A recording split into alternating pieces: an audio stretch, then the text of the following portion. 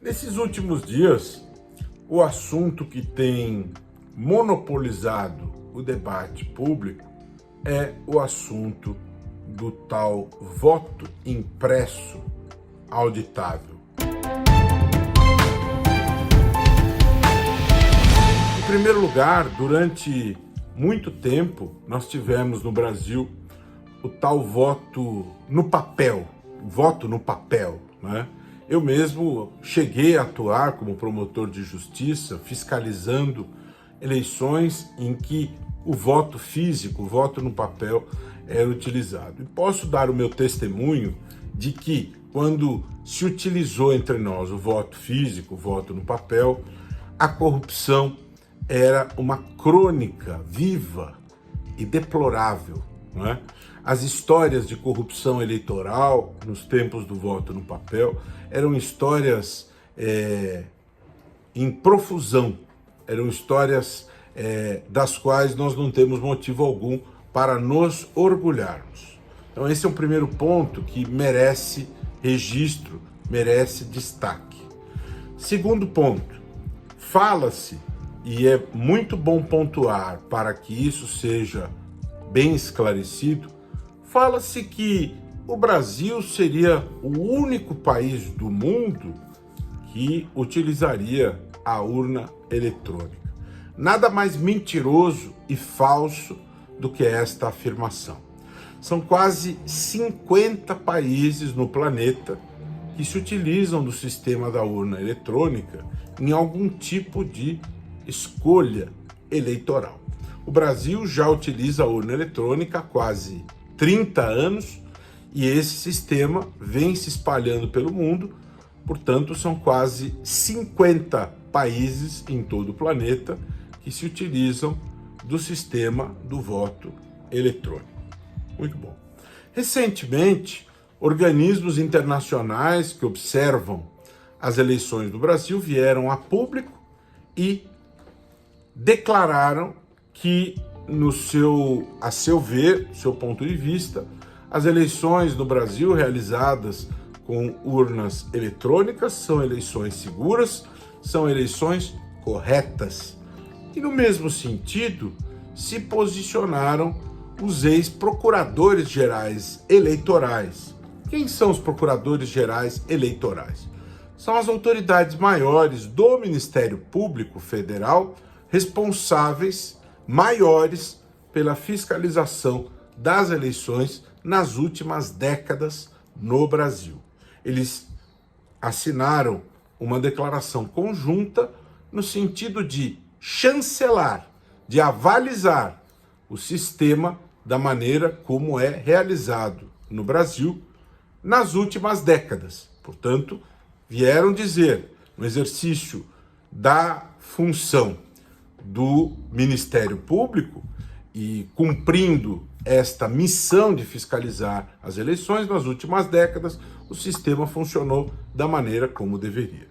E, por último, os presidentes do Tribunal Superior Eleitoral vieram a público dizer o mesmo, que o sistema, da maneira como ele é utilizado, ele vem funcionando da forma como é necessário, da forma como se espera que ele funcione.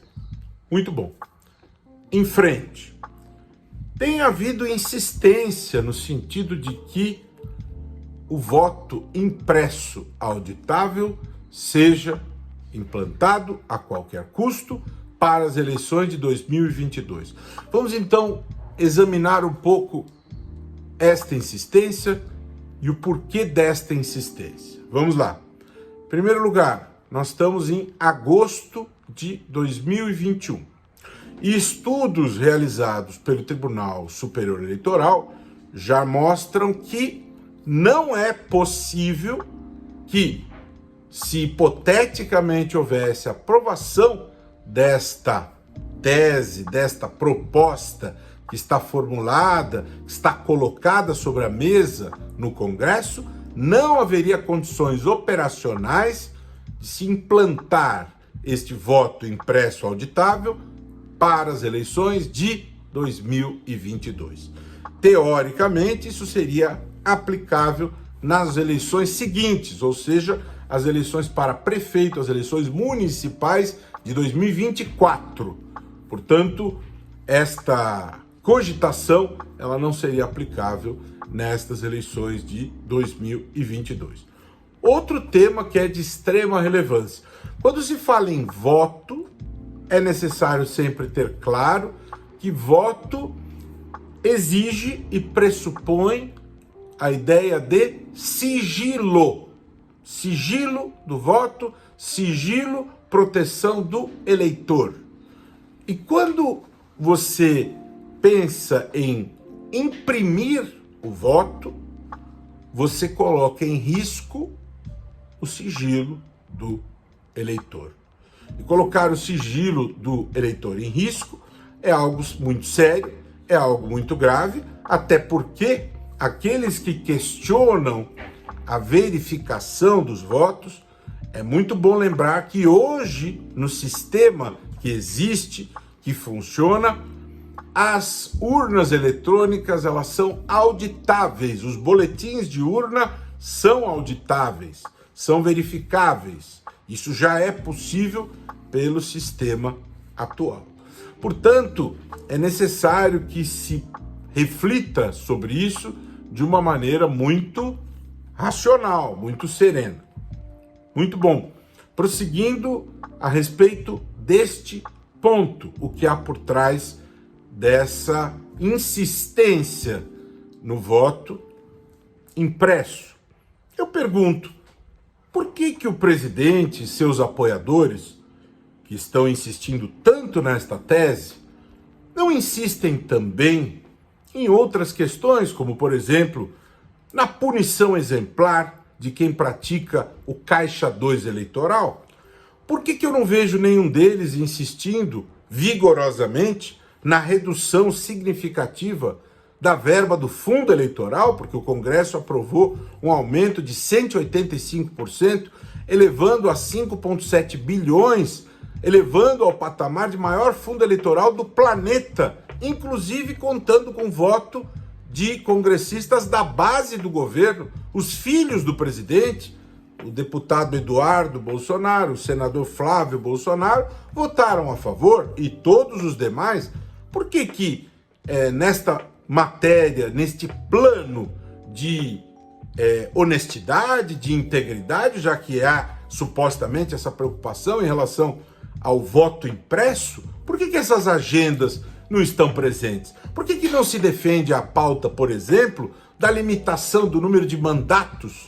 Se existem deputados que estão há 6, 8, 10 mandatos consecutivos na Câmara, por que não se vê nenhum deputado da base governista, ou o próprio presidente, defendendo a limitação ao número de mandatos? Por que não se vê esta defesa? Por que não se vê o presidente falando na perda de mandato do senador Chico Rodrigues, que foi surpreendido com mais de 30 mil reais nas nádegas, na cueca, aliás, vice-líder do governo no Senado?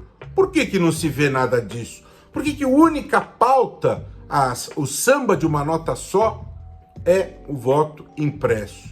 Eu tenho uma hipótese para isso, porque, na verdade, há um interesse por trás disso. O interesse é desviar a atenção de todos para este tema. Sabe-se que esta tese não vingará, sabe-se que o Congresso não aprovará esta tese, sabe-se que essa postulação ela é totalmente sem sentido, anacrônica, que essa tese ela não tem base constitucional, ela não oferece a segurança jurídica que se quer e que se espera, e aí fornecerá uma narrativa conveniente ao presidente. Mas esse tipo de eleição é um modelo de fraude. Mas que fraude? Neste modelo é que o presidente obteve 7 mandatos para a Câmara e nunca os contestou. Que fraude! Então, a meu ver, está se querendo criar uma narrativa para a hipótese de eventual derrota. Então, está se querendo criar essa narrativa caso perca as eleições. Então, insiste-se tanto nessa tese para ter um escape. E é bastante preocupante quando se ouve o presidente e ministros dizerem que, se não for assim, não haverá eleições. Como assim não haverá eleições? O sistema atual é um sistema previsto dentro do ordenamento jurídico, dentro do Estado de Direito. Como assim não sai da cadeira presidencial apenas pela vontade de Deus? É a vontade do povo. Se o povo decidir em eleições que quer outro governante, é necessário que o presidente saiba respeitar. Portanto, essa questão do voto impresso, ela contém outras variantes e, como já disse William Shakespeare, há muito mais entre o céu e a terra que supõe nossa vã filosofia. É necessário refletir mais a respeito disso. Um grande abraço.